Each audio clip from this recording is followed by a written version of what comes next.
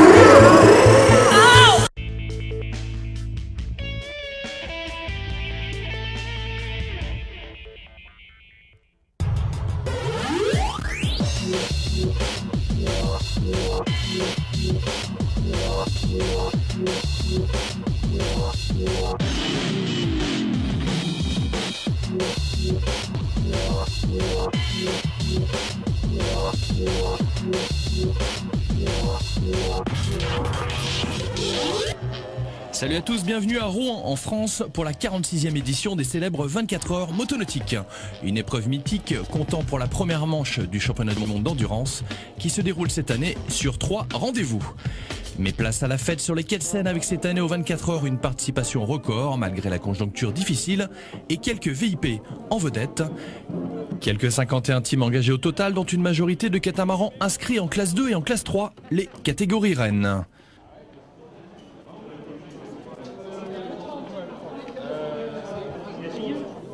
Sous l'impulsion d'une nouvelle équipe d'organisation menée par Frédéric Veil et Antoine Bousquet du Rouen Yacht Club, les 24 heures motonautiques reprennent des couleurs avec de profonds changements. Plus de professionnalisme, une sécurité accrue sur l'eau et une mise en avant d'une charte éco-citoyenne avec des moteurs propres et des comportements plus responsables. Manifestement, les pilotes inshore ont répondu à cet appel puisque presque la moitié du plateau est composé de moteurs non polluants, normes EPA. Demain après-demain, dimanche et 16h. La principale nouveauté, c'est l'arrivée en masse des moteurs propres avec cette incitation à la motorisation propre qu'on a instaurée il y a un peu plus de 6 mois. C'est-à-dire qu'on a donné un droit d'engagement un petit peu inférieur à celui qui était instauré pour tous les autres pilotes, pour tous les bateaux, tous les teams qui arrivaient avec un moteur propre. Ce qui fait qu'aujourd'hui, on a près de la moitié des 51 engagés qui est équipé de moteurs propres. Ça, c'est une véritable réussite parce que voilà, c'est quelque chose pour lequel on se bat depuis des mois et des mois. Avoir autant de bateaux sur l'eau, avoir autant de moteurs propres, c'était important pour nous et important pour nous aussi de travailler sur l'éco-citoyenneté et d'offrir un carburant le plus propre possible. Donc on a véritablement pris un cap, mais un cap nécessaire parce qu'il fallait à tout prix sauver le motonautisme, il fallait sauver l'épreuve et puis voir beaucoup plus loin, voir les années qui vont venir, parce que les années qui vont venir, de toute façon, comme aujourd'hui, il va falloir se soucier des gros problèmes de l'environnement. Donc travailler en amont, c'est déjà très important. Petit rappel des catégories en lice. Les classes 1 tout d'abord avec des catamarans motorisés en 2 temps ou 4 temps, développant aux alentours de 70 chevaux. Les classes 2 développant 2000 cm3. Et puis les classes 3 entre 2500 et 3000 cm3 pour des vitesses de pointe dépassant les 200 km/h. On vous le disait, cette année, le plateau était très riche, notamment en classe 3, une majorité de pilotes tricolores avec de véritables spécialistes des 24 heures, anciens vainqueurs ou pilotes confirmés de vitesse à l'image du team numéro 16, une coque David Moore à moteur Mercury, qui accueille les 2 guines père et fils et avec le soutien technique d'André Larue, lui aussi un ancien vainqueur des 24 heures. Aux essais ce matin, on a cassé un moteur. Bon, ça arrive, c'était un problème de refroidissement. Je pense qu'on a vite changé de moteur et on va remédier au problème. Par contre, le terrain est un petit peu plus plat que d'habitude. Il paraît que ça va rester comme ça. Les marées sont un peu moins fortes. Je pense que ça va être une course très rapide. Et il va falloir gérer énormément la vitesse parce que tout le monde va vouloir aller très vite. Et ça dure quand même 24 heures. Et il n'y a pas de problème. 24 heures, c'est de l'endurance et il faut faire attention. Changement d'équipe avec le team 12 Starboat BRP monté avec un moteur propre Evinrude mené par Christophe Larigot. 95, on a repris un peu tout le monde, on a la chance d'avoir le tout nouveau moteur Evinrude, moteur propre et en plus un tout nouveau bateau construit par David Moore spécialement pour le moteur. Donc on découvre le bateau parce qu'on l'a touché il y a 4 jours. Donc on est un peu juste sur les réglages et on va essayer de faire au mieux avec le matériel qu'on a maintenant. Parmi les favoris, retenez aussi le team Drakkar de Philippe Chiappe qui joue aussi la carte VIP avec dans ses rangs Laurent Jalabert, l'ancien champion cycliste. De grosses ambitions, de bons pilotes, une belle équipe. On y croit beaucoup. On s'est préparé très très fort depuis longtemps. Les gars ont travaillé d'arrache-pied ces dernières semaines. On est au rendez-vous. On a essayé aussi pour le motonautisme de faire une vraie promotion. On a un petit peu de people comme on dit, mais donc oui, on a essayé d'être présent sur tous les secteurs. C'est pas facile. On espère qu'on sera récompensé et que l'épreuve sera récompensée également. Côté classe 1, 18 teams inscrits et un grand favori, l'équipage 69, tenant du titre.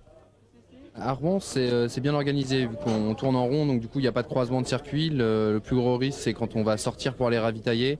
Les pilotes de classe 2 et 3 sont quand même raisonnables et font attention à nous. Donc à Rouen, on n'est pas trop inquiet à ce niveau-là. Un catamaran spécialement développé pour l'endurance, vitesse maxi environ 140 km/h. Le bateau, lui, est typé pour l'endurance. En gros, c'est surtout les patins qui sont... Le bateau est un peu plus large, les patins sont un petit peu plus larges, donc le bateau, la coque est plus stable. Ensuite, au niveau du moteur, comme c'est de l'endurance, on ne va pas pousser le moteur à bout. Hein, on va juste changer. Chaque année, c'est des pièces neuves, mais c'est tout. On ne va vraiment pas pousser le moteur à bout. Un point sur le circuit qui n'a pas changé ou presque depuis la première épreuve des 24 heures en 1964. 3 km 600 par tour à parcourir autour de l'île-la-Croix pour les classes 2 et classe 3, contre 3 km 800 pour les classes 1 qui empruntent un circuit extérieur. Vitesse réduite oblige.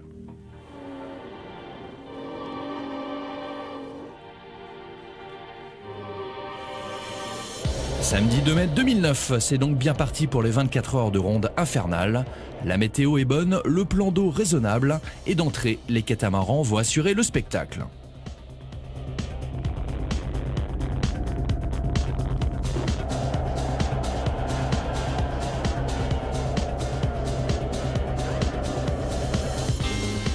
Fin du premier tour et le all shot en classe 3 pour le catamaran DAC à moteur Mercury numéro 9 du team TC4, piloté par Albert Simpson. Mais rapidement, c'est le bateau 13 de Dominique Thomas qui fait parler la poudre et s'empare de la tête des 24 heures.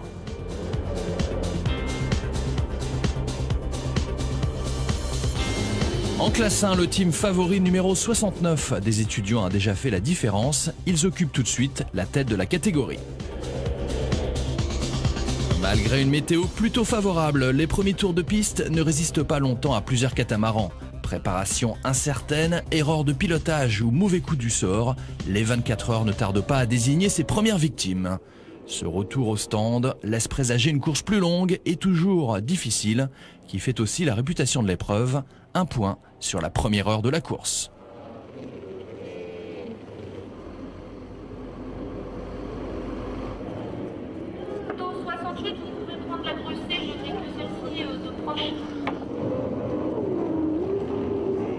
La première heure, ça a vraiment beaucoup tapé. Le plan d'eau était assez surprenant, il y a eu pas mal d'accidents. On y a été tranquille, aucun risque, inutile de faire souffrir le matériel. Donc j'ai allégé au maximum le bateau. J'ai juste eu un petit problème parce qu'à un moment ça tapait énormément. Et j'ai pris la gerbe d'un bateau qui m'a coupé mon coupe-circuit de l'extérieur. Donc le temps que je comprenne la panne, ça m'a fait perdre un peu de temps. Et quand j'ai compris, je me suis dit, oh là, donc j'ai demandé à ce qu'on me redétache pour pouvoir partir. J'étais cool, j'ai allégé. Moi aussi, attends, j'ai enfourné 2 fois. Moi. Comment? J'ai enfourné 2 fois. C'est pas vrai. Ainsi, après une heure de course, on retrouve derrière le bateau 13 F2 Boat Racing, l'équipage numéro 5 VSI Racing de Lebleu, Gongalves, Rocchini et Fouquet en deuxième position, suivi par le team numéro 17 Olympique Team Rouennais de Gérald Rohem.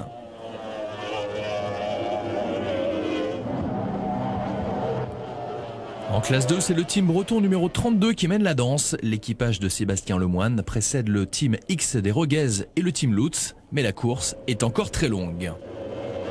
Retour sur les favoris de la classe 3 avec notamment le bateau numéro 2 du team Drakkar. La coque Baba qui après un bon départ choisit l'option d'une course prudente. A l'inverse, le superbe catamaran numéro 6 en carbone Kevlar, le team Performance de Pablo Galilea, signe une superbe remontée prenant la tête des 24 heures après 2 heures de course. On arrive sur les premiers relais comme ici Philippe Chiap qui donne ses premières impressions sur le plan d'eau. Juste un peu agité mais comme il faut.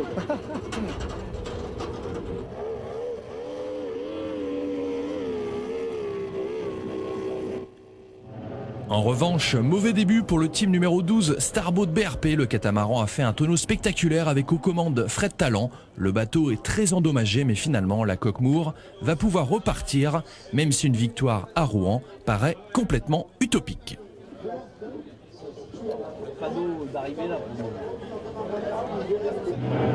Le point sur le classement scratch après plus de 3 heures de course, c'est toujours le bateau 13 de Dominique Thomas qui est leader malgré une remontée canon du team numéro 2 de Philippe Chiappe. Derrière, on notera les excellents chronos du bateau 16 Tech Motor Racing.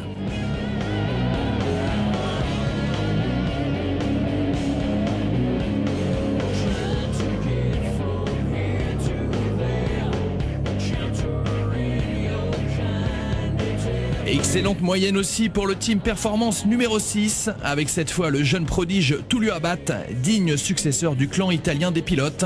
Le catamaran va ainsi se hisser en seconde position dès la 4e heure de course.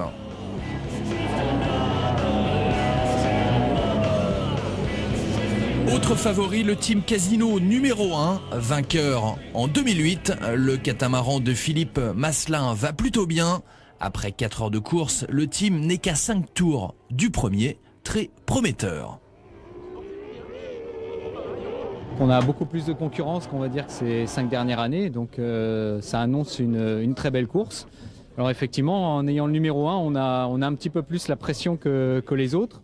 Mais bon, dans l'équipe, on prend ça avec un petit peu de recul et puis de la sérénité. On est un petit peu déshabitué de l'épreuve, comme beaucoup d'autres. On a fait quand même quelques petites modifications, mais qui portent assez bien leurs fruits pour cette année. Donc des petites modifications d'équilibrage et travail d'hélice. Et puis voilà, c'est à petit peu près tout. Puis surtout, donc c'est un bateau que l'on a depuis 3 ans, donc on le connaît très très bien. On est très en confiance dedans. C'est un bateau qui se conduit très facilement, qui est confortable. Donc ça nous permet d'aller vite et d'une manière assez sereine.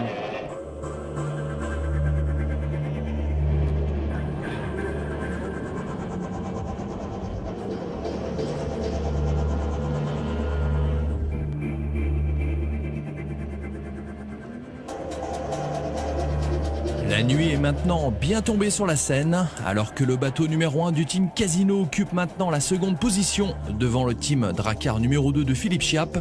Le coup de théâtre se produit aux alentours de 22h45 du côté des stands. Vous allez le voir, le team numéro 13 doit remonter pour un problème électrique d'éclairage. C'est un peu la panique et tout le monde se montre très nerveux, exception pour Jean-Baptiste Thomas qui est beaucoup plus serein.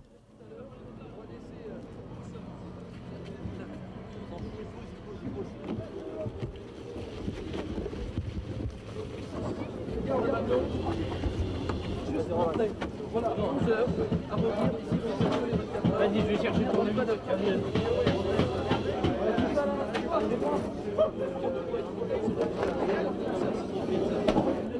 Bon.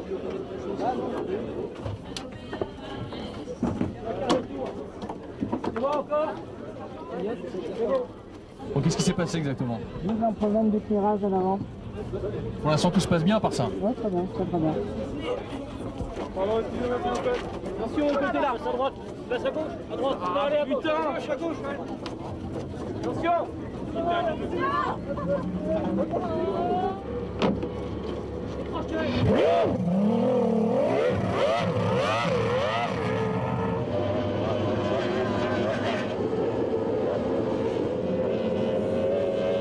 23h et maintenant retour au paddock pour la coque DAC du team Performance. Les mécaniciens, vous allez le voir, recherchent un problème électrique qui ralentit bien entendu le rythme du team.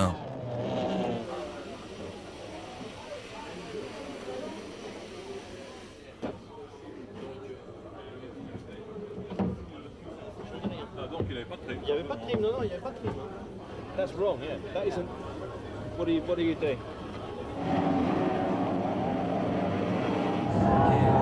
À 23h, le point sur le classement avec en tête le team Casino numéro 1 devant le bateau numéro 13 f2boat.com et le catamaran numéro 2 Drakkar Inshore à seulement 5 tours.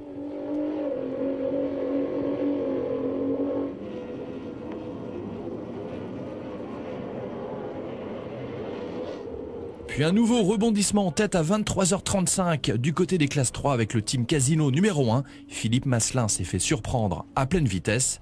Témoignage. Le bateau s'est envolé et je pense qu'il a fait une vrille. C'est allé très très vite, à pleine vitesse. Et puis d'un seul coup, il a plongé par l'avant dans l'eau. Et tout s'est arrêté d'un seul coup, quoi. Donc ça a été un choc un peu violent en fait. Mais tout seul, donc je pensais avoir cassé l'embase, apparemment non. Donc la raison est assez inexpliquée en fait pour le moment.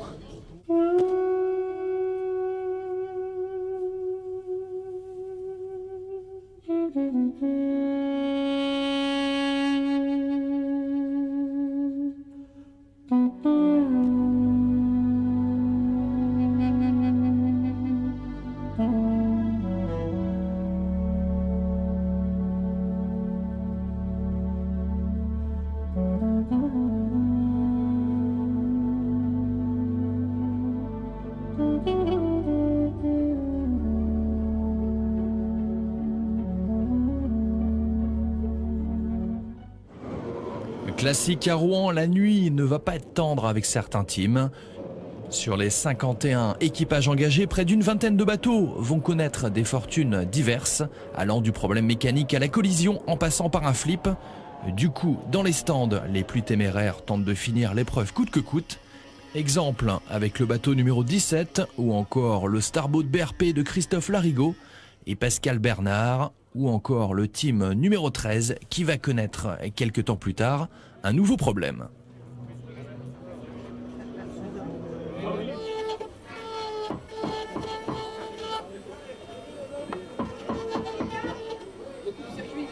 Plus personne.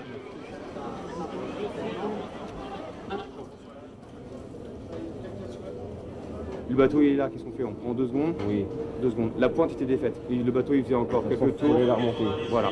Le relais était difficile. Ouais, le relais était difficile. J'ai l'impression que c'était pas évident. Je t'ai vu tourner à 1,43, 1,42. T'étais régulier, mais toujours sur... Et puis on a eu une péniche énorme qui a mis 3 plombes dans le capacier. C'était copieux. À régler ou n'importe quoi là.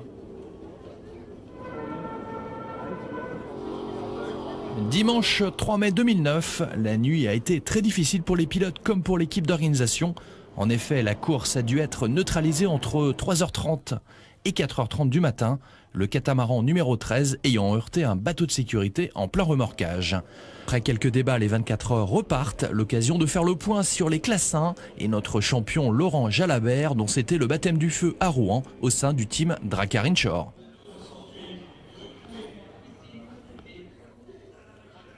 Je m'attendais à ce que ce soit assez compliqué, c'était pas facile, mais on s'en est bien sorti pour l'instant, donc j'espère qu'on va pas casser, on va aller jusqu'au bout. C'était le mot d'ordre au départ et pour l'instant ça marchait bien de ce côté-là, donc le classement on verra après. Entre-temps, vers 9h30 du matin, la course a été une nouvelle fois neutralisée après le passage scandaleux d'une barge à pleine vitesse. Finalement, après une réunion entre la direction de course et les team managers, la décision est prise de relancer l'épreuve 1 heure plus tard. Un départ lancé derrière un safety boat.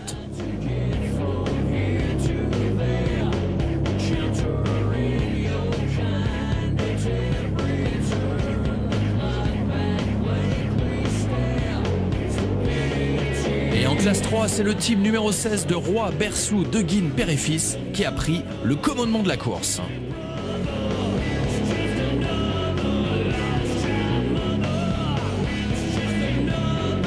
Derrière, on retrouve le bateau numéro 8 de Christophe Boyard, un spécialiste de l'endurance à seulement 11 tours. Le bateau numéro 3 du team Drakkar Inshore, piloté par Philippe de Sertène et Franck Revert, notamment, est finalement en 3e position.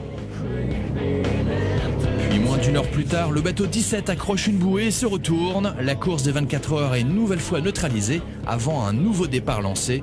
Une période marquée par d'autres rebondissements, vous l'avez compris.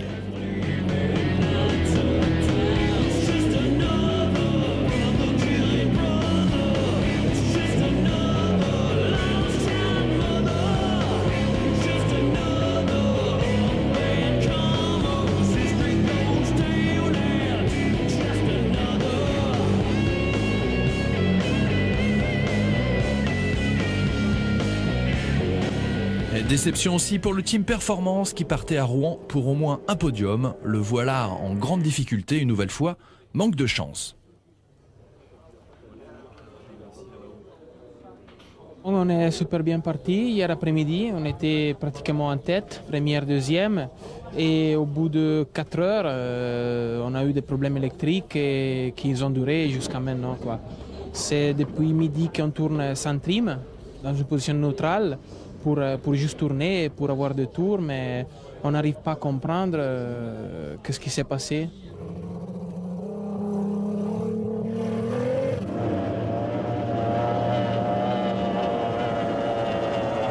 Et à 1h30 de l'arrivée, c'est toujours le bateau 16 qui est en tête, devant la coque-mour de Xavier Savin, Christophe Boyard et Christophe Poulain, des pilotes très affûtés en endurance.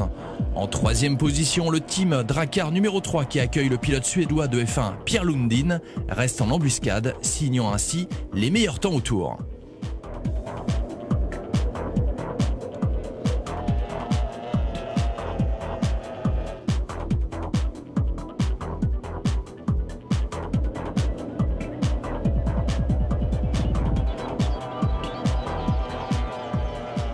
On n'est pas loin du deuxième déjà, on est à un tour normalement, on attend de savoir quelle position on est après un ravitaillement et on est à 10 tours du premier. C'est ma première participation ici, je suis très impressionné par l'organisation et les conditions sont très rudes. Inquiétude en revanche du côté du team Techmotor, le bateau ne peut pas tourner à plein régime et son avance fond au soleil. Le catamaran de Cédric De Guine revient un instant à la grue avant de repartir. Il ne sait pas me définir. Il ne sait pas me définir. Il ne peut pas savoir si c'est l'embase ou l'hélice. Si on le fait remonter conduite ou quoi que ce soit, de toute façon, on est obligé de rentrer. Si on rentre, de toute façon, c'est foutu pour nous. André Larue n'y croit plus. Effectivement, le bateau 16 va finir la course au ralenti. Problème de régime moteur. Ils vont finir en 3e position. Quand j'ai pris le relais, mon père m'a dit attention, on a eu un choc. Le souci, c'est que la pièce qui a été percutée a cédé à peu près une demi-heure, 40 minutes de la fin. En pleine ligne droite, donc j'ai fait un travers là-bas en pleine ligne droite, bon, heureusement qu'il n'y avait personne à côté. Et puis après j'ai essayé de finir tranquillement à 6000 tours pour essayer d'assurer le maximum de place et surtout franchir la ligne d'arrivée, parce que vous savez qu'à Rouen, il faut franchir la ligne d'arrivée pour être classé. Et puis malheureusement, elle s'est remplie d'eau et puis elle a commencé à serrer, donc j'ai perdu les tours, on était à peu près à 4000 tours, donc je me suis arrêté un petit peu, j'ai attendu que tout le monde revienne, je suis reparti pour faire 2 tours pour finir et passer la ligne d'arrivée. Techmotor 3e et en seconde position, on retrouve le team 8 de Boyard, Savin et Poulain qui termine à 3 tours du premier. Le vainqueur, le voilà, le team numéro 3 de Franck Rovert, Philippe de Certaine, Jérôme Ruffin et Pierre Lundin. Une victoire conclue dans les dernières minutes. Très joli dénouement. Je pensais que le bateau Matmut avait course gagnée. Quand je l'ai vu ralentir, j'ai accéléré ma cadence. Et quand on m'a montré le panotage P1, j'ai regardé plusieurs fois parce que j'y croyais pas, quoi. Et quand on voit le drapeau d'Agnier, on est super content, quoi. Et tu avais déjà gagné au 24 heures, je crois. Oui, j'avais gagné en 2002. Et par contre, avec Philippe de Certaine, c'était la première fois. Et Pierre Lundin et Jérôme Ruffin. Et je suis très content d'avoir gagné avec eux, quoi. 4 fois vainqueur des 24 heures, Boyard montre avec ce nouveau podium qu'il reste l'un des meilleurs pilotes d'endurance au monde. Je suis content pour nous, on a pu réussir à terminer cette course. L'année dernière, on n'a pas pu, à 1h15, on avait cassé. Là, on a enfin repris nos marques. C'est cool. En classe 2, le sans faute parfait pour le team 32 Navicart. Le moine Doublet, Delambre et Bourdin s'impose avec 69 tours d'avance sur le second. C'est la 3e en classe 2, donc c'est génial. C'est vrai que nos ambitions c'était le scratch, mais cette année les 3000 a été un super plateau. On finit premier en classe 2 avec une belle avance, franchement on est content. Second, l'équipage international 33 X-Team des Roguet, Stromoy et Colline qui termine devant le team 36 Daï de Bagot, Daï, Morin et Kaufmann. En classe 1, nouvelle victoire pour les étudiants du team 24 heures et Sigelec. Ils remportent la course d'endurance devant le team privilège numéro 65 et le team Daï numéro 56. Bravo à cette catégorie très méritante qui attire de nombreux passionnés.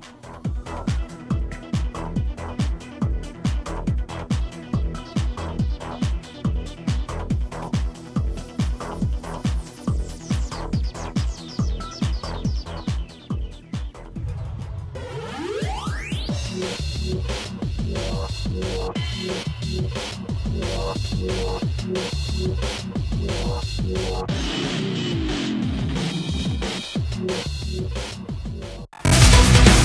wow, wow, wow.